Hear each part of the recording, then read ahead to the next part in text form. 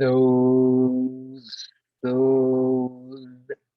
Psz Zyw vmzb hzv agb tug zolivm svk.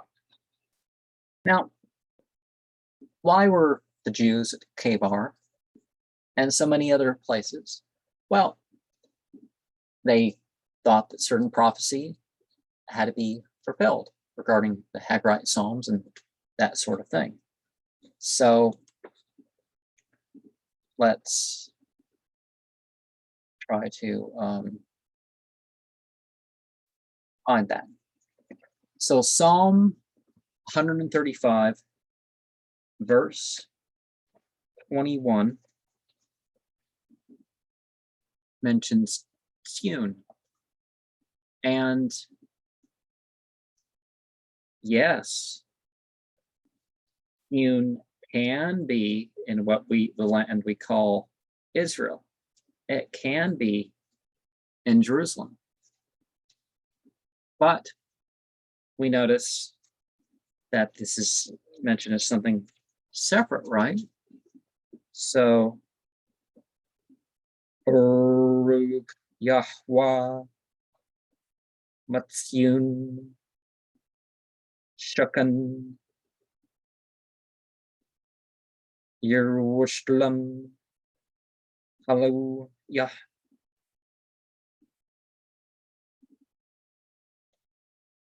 And blessed is God from there. So linguistically, it doesn't necessarily have to be the same place.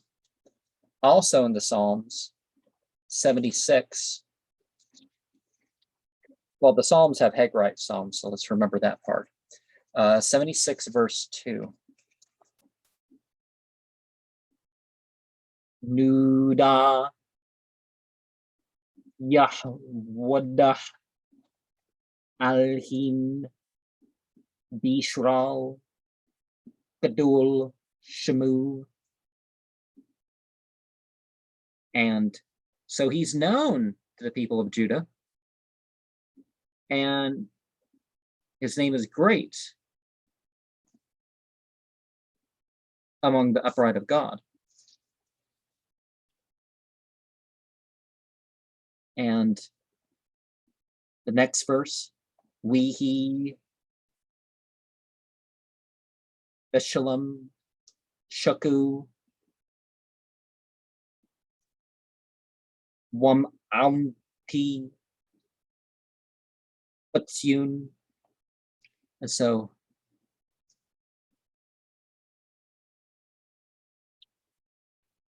two verses in a row, but only one has the word Zion in it. So Salem's the abode and Zion's the den. So it's more about the place, the house of worship. The attention is drawn towards that. And so again, another verse referring to presence. So the art that we should be learning here is presencing, not necessarily just get to the right place. How do we presence elsewhere? At 132, 13, and 14, right? So we have Butcher, Yahweh, Batsyun, Awah, Lemwashab, Lu. And so it's talking about the people who have kept the covenant, and those who've kept the covenant, then God chooses them. So let's not take this out of context. And then we have Zat, Man, Wachti, Adi, Ad, Pa, Ashabki, Autya, a resting place for all eternity and dwelling where he desires it. But did the people give that place to him? You know, did they give God that place?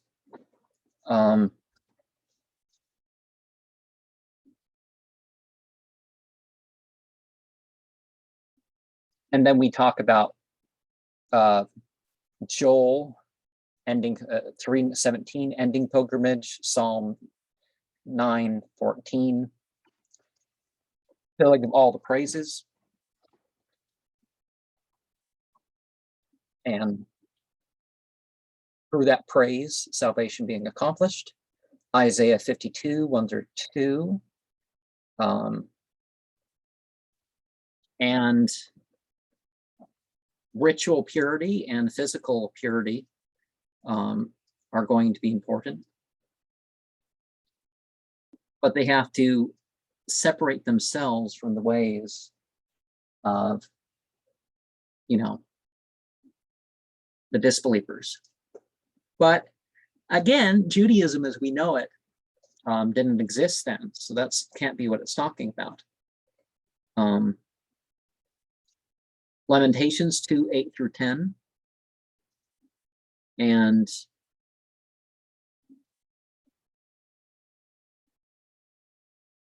so if it talks about the daughter, so maybe the daughter, the daughter was too submissive, and that brought destruction upon the land. And so the elders too, and so the elders are mourning.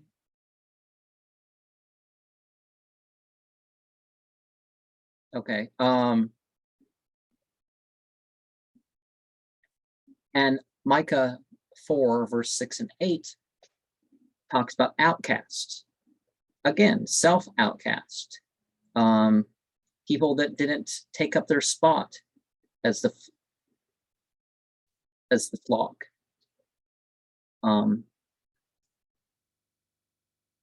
Matthew 21:5. And Zion, well, it's talking the daughter language. My foot against the tape here. Sorry about that.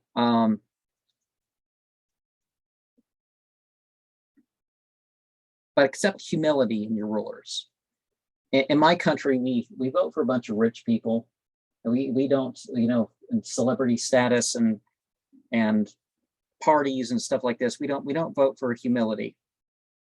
And John 12:15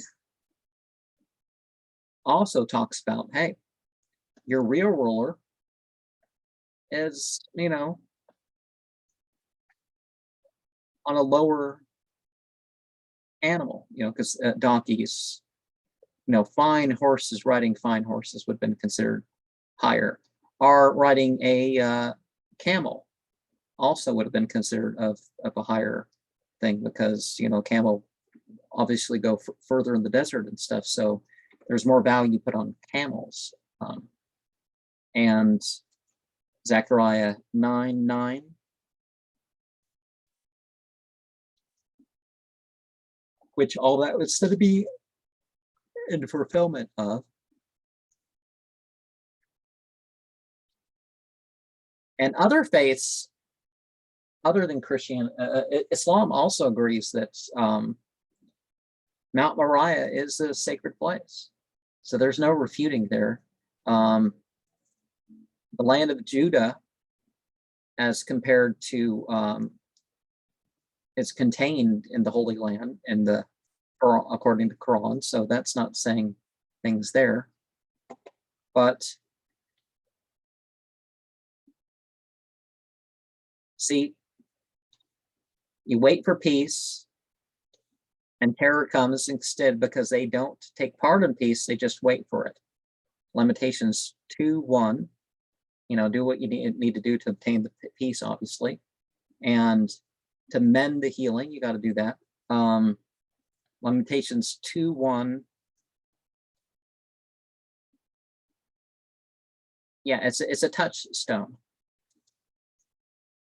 And if the focus is not kept, when you have a focus on a ritual object or a ritual direction, and the people give that up, then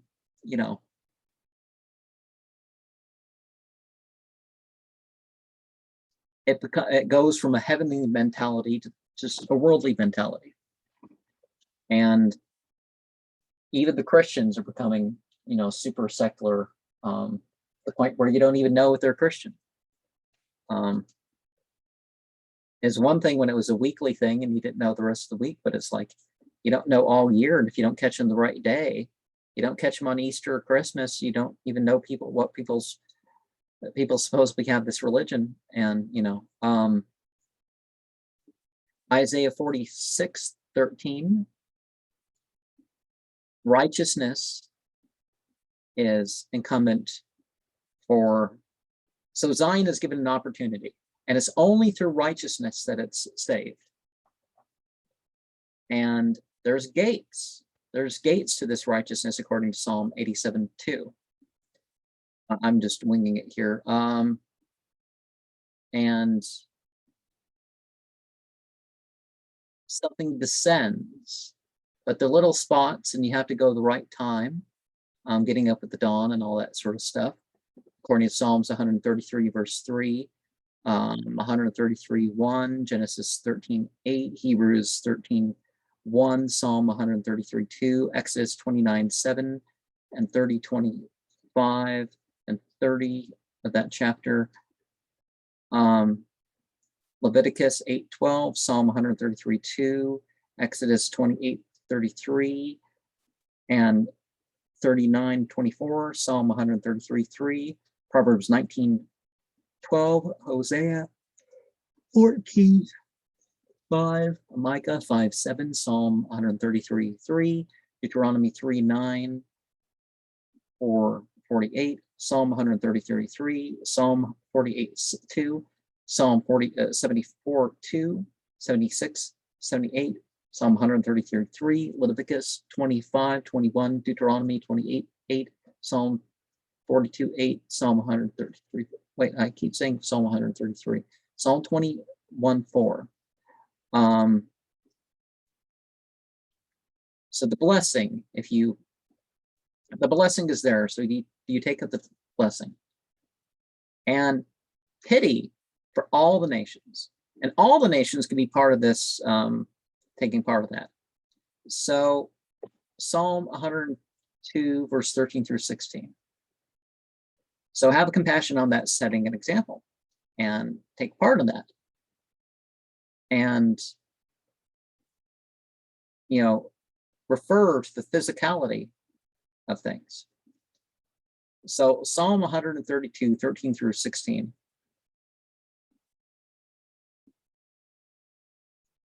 Certain sacred places would be sacred forever, right? And certain provision would be blessed. Now, what about the people who unlawfully, maybe they build fences, right? They build fences, and these fences are, depriving people of their provision. So cursed be the people who are, there's enough to go around, but they, of course they want to make money selling it, exporting it, which is why they're doing it. They're not just doing it to be cruel, but they know what the other people have to go through for that sake, but they don't feel like.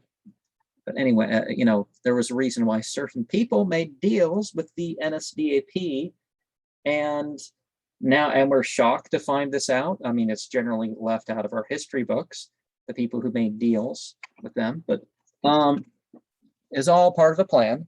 The modern state of Israel didn't exist, but they, there was a plan that, people were a part of.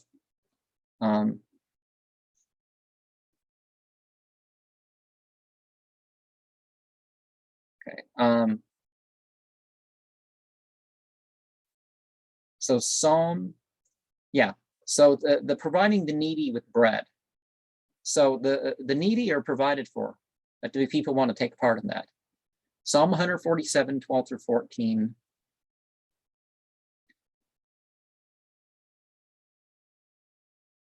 The strengthening has been provided.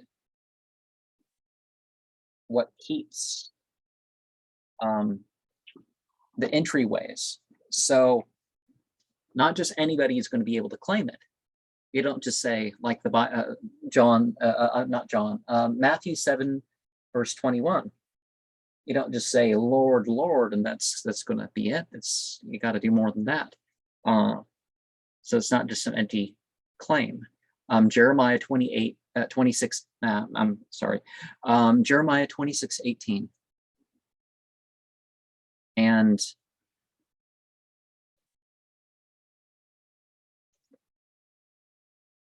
so it does sound like you're dealing with a particular land or people, and this will be put to ruins.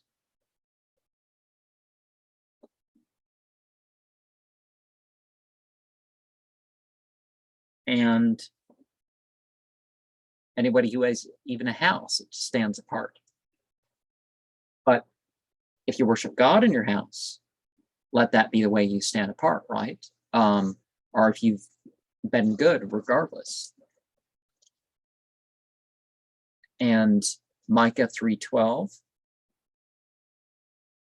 Yeah, regard even the temple. Of course, who rebuilt the temple? Really, who rebuilt the temple and opened it to the world and kind of fulfilled the prophecy about not only the land of Israel, but some of the other countries all being part of the same country? The Muslims. So the people that moved down to Khaybar and Tabuk and some other places in Saudi Arabia, and what we can now call Saudi Arabia, it totally makes sense. It just didn't fit into their blood and soil ideas of looking at things.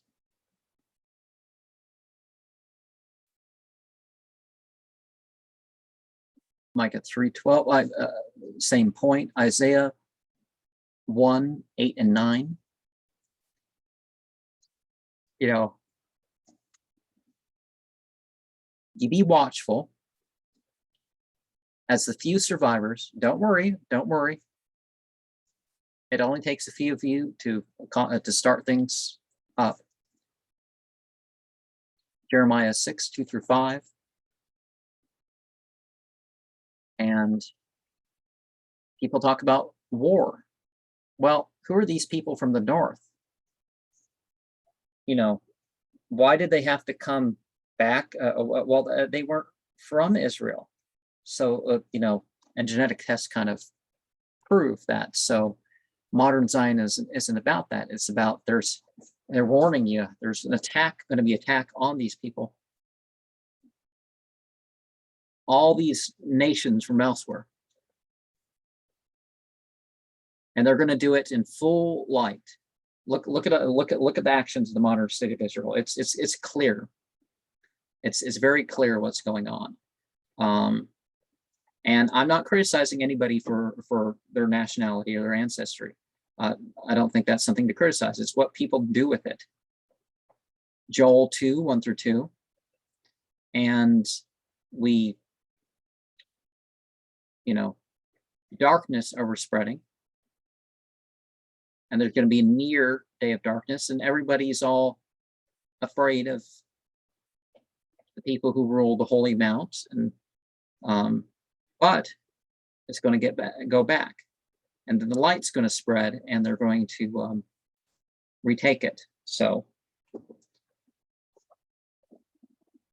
and Psalm 46:4-7. The streams. So it's the part. Pay attention to the parts of your society. And again, the nations aren't making the side of the modern state of Israel so much. I mean, they put it in the press, but nor are they completely cowering. If it's not a nearby nation, they're like, oh, Israel's going to leave us alone. They generally think that. Psalm 48:1-14 is one of those Haggarite psalms. The sons of Korah. So remember when we turn to no, that's not it. Where is it? 48. I'd have to see which letters we're referring to, because isn't that one of Abraham's wives? Korah.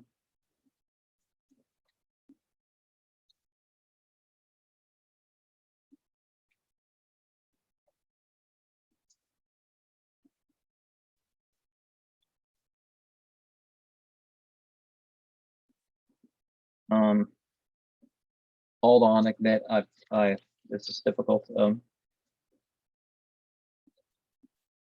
Oh, 48. Okay, I messed up roundly with that one. I mean, finding it. The Korahites. Okay, yeah, it's the Quraysh. The Quraysh. Okay. The Quraysh, the Qurayza, those tribes are referred to here. Holy Mount. They have a holy mount, and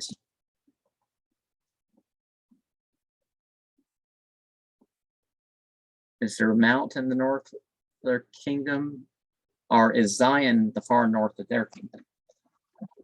Either way, it kind of drives the point home.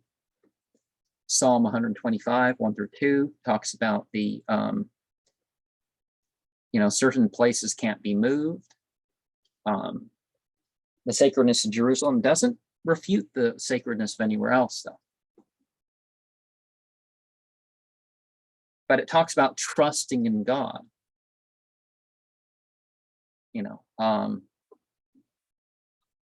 And then there's the warning.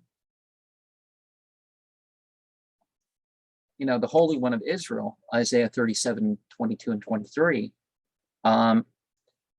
Jews that blaspheme, Christians that blaspheme, whatever, they're not, And so the pure ones in this case are listed as Zion. So maybe just the pure ones of Zion, or if the pure ones are Zion and everybody else is off the list. 2 Kings 19, 21 and 22. Let me just make sure this is recording.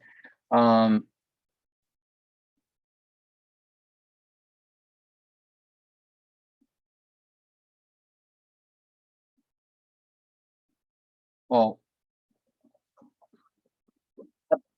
basically the same point in Isaiah 37, 22 and 23, and 2 Kings 19, verses 21 and 22. Joel 3:16 is much better than John 3:16. And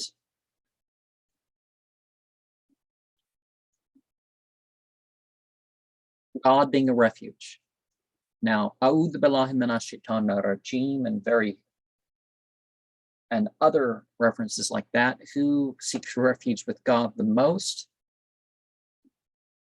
I mean, in terms of the world, you're probably talking about the Muslims. So, and they do heed the message of Jerusalem and actually treat Jerusalem like more of a holy city rather than a place to bicker and fight about and make political whatever about. It's a place of pilgrimage. That's the importance.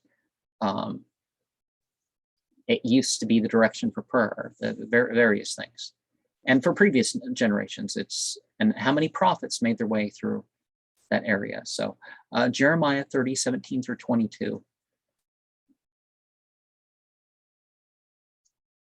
And so the place that's given the opportunity for the, this example, the Tziyun, and the Tziyun is, it doesn't matter if anybody cares for them. It's only when they got to stand in the rightful place. They got to build things up on the basics, not the conservative path, but the basics. So if anybody has to obscurely explain it to you rather than literally point it out, this is not what we're talking about here. And Jeremiah 29, 10 through 14 is one of many passages that people can say that's false prophecy because it wasn't fulfilled. And then people like, well, what do these 70 years mean? And if they're not literally 70 years, and maybe they're like 70 years times 72 or times 2000 something, the precision equat. recession of the equinoxes, maybe, that sort of thing. So whatever these things mean, Jeremiah 31, 38, and 40. The Tower of Hananel to the corner gate.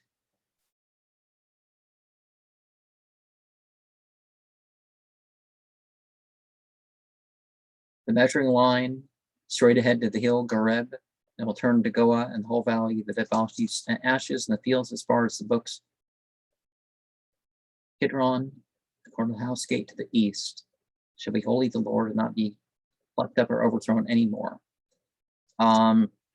So finally, the time will come where the martyrs will be just too much, and that will cause things to change. All the people that have been killed around the world, people are approaching getting sick of it.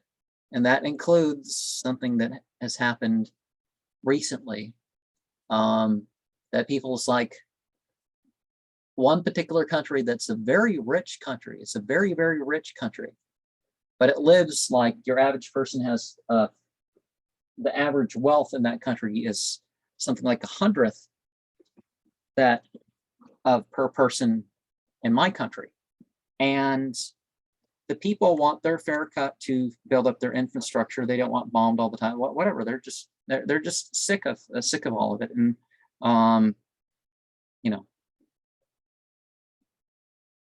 so the media has kind of been twisting that a little thing. I'm not saying that these people are perfect or something. I'm just saying that people are just getting sick of it and saying, not anymore, never again, Micah 4, 6 through 7 talks about, well, the lame and whatever.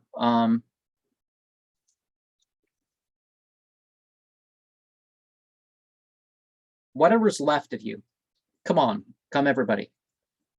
Come, not necessarily, to the physical place, you could say that, but because we can be ruled from afar. But joining us as a nation. But see, the nation that has come, again, all these things are conditional. It's either you're given an opportunity and you failed an opportunity. There's the presence, and it doesn't really, it's again what it doesn't make a country, an ancestry or a nationalities. It doesn't put them above everybody else in terms of the physical worlds. So that doesn't, whatever.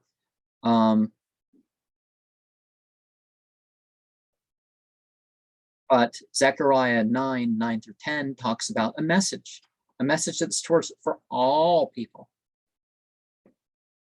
And the chariot from Ephraim, it's not the main body of the people. Oh, well, we're the Jews in Jerusalem and that, or whatever you want to phrase it as.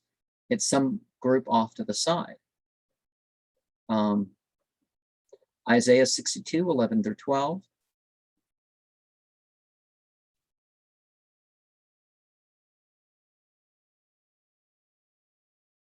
Opportunity was given.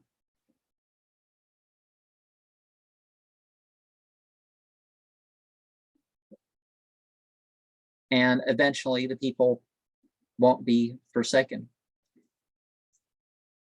And I mean, a lot of this is contextual, so maybe you wouldn't quite get it that way. Micah 4:8, Psalm 102, 21 and 22, people gathering all the kingdoms to serve God. See, they serve God, not the people, the one nation, the people of the, of the Israeli descent, the ancient Israeli descent. Rahab in Babylon, so Philistine Tyre with Ethiopia. This one was born there, so Psalm 87, 4 through 6. So God's nation is going to include a lot more nations than the one nation. The people were born that, Salah.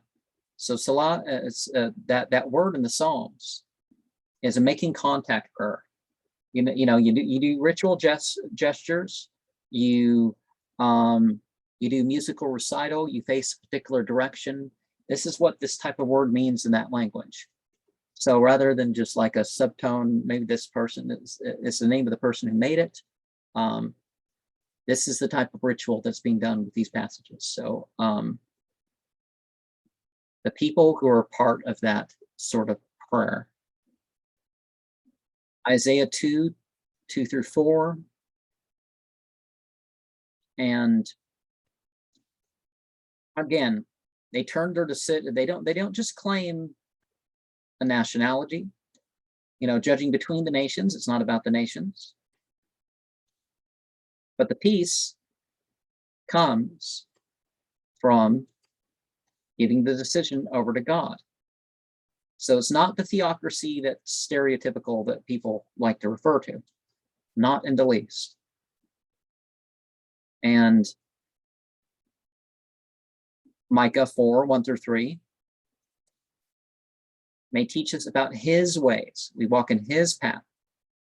From Zion will go forth the law. Again, well, even if you say that that's Mount Moriah, Muhammad went from Mecca to Jerusalem and ascended from Mount Moriah. And so, and from the prayer is the central thing. So yeah.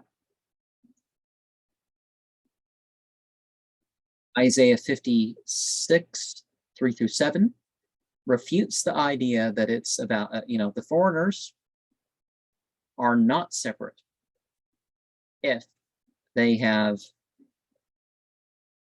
joined the path of God. If you're doing what pleases God, keeping commandments, such and such, and it's better that you keep the commandments than you have some memorial plaque. And nowadays, more and more, and as ancient Israel became more and more secular, you could call it, the memorials for the rich got bigger. So rather than them just disappearing into history,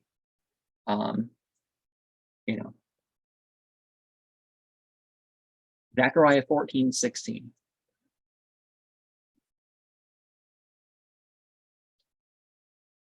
The booths, perhaps wandering in tents. There is the most performed pilgrimage of nowadays involves that sort of thing. The most too, the Arba'in, and then the Hajj to Mecca, the tent city, and the others booths. So it both applies to that. Hebrews 12:22-23 talks about the Mount Zion, the living God, the myriads, the general assembly of the firstborn. So the person, you become the firstborn or the only begotten, that sort of thing. So it's not a literal thing when we're referring to God. The Bible makes that clear in other parts. But the righteous made perfect. See, Zion is about perfecting. And Romans 9:33, the stone, I lay in Zion a stone, a stumbling block, and a rock of offense. So what did Jesus say? Where's the passage? I mentioned that in at least one video, that the prophecy and such is going to be taken. So Mecca, instead of being just a place on the thing, became the place.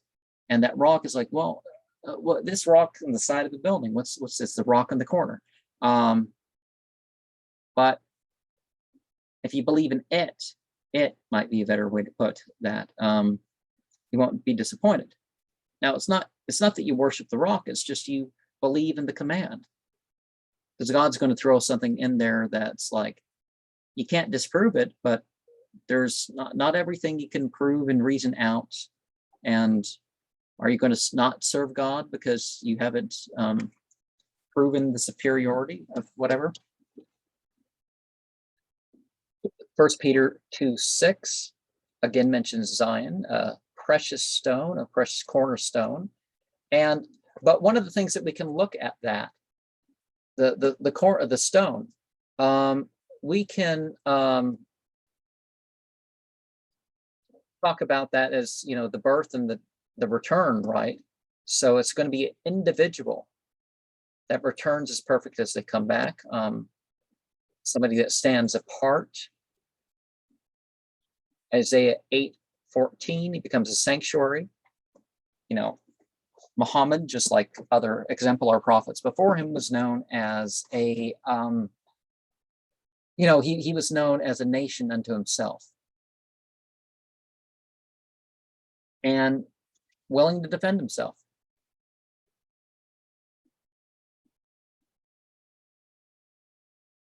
But the divisions of the north and the Jews, the Khaybar and Khandak were the two houses of Israel that he dealt with.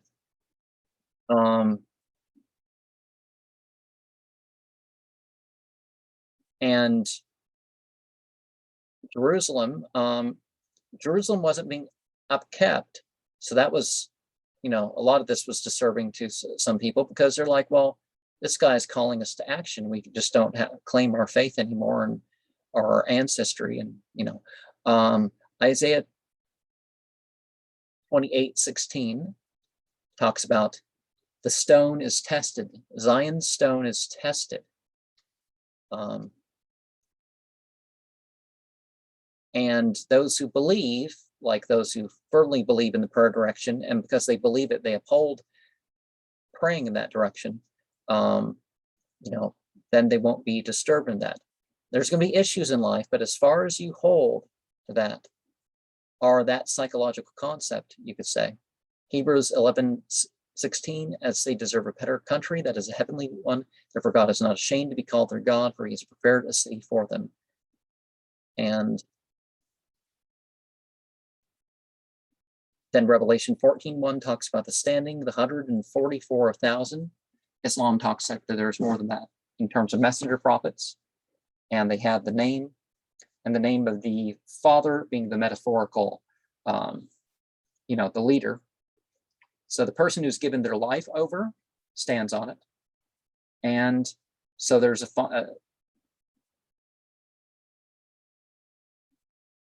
and they're known by that. So the name, it's like people who prostrate a lot. You definitely see a lot of that,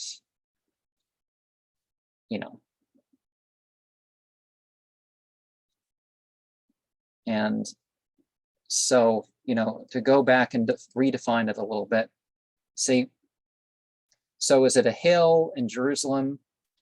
Is it the theocracy, the real theocracy? Is it the opportunity that people have been given? Is it something, a landmark? Is it a sign? Is it someplace maybe different than Jerusalem, but,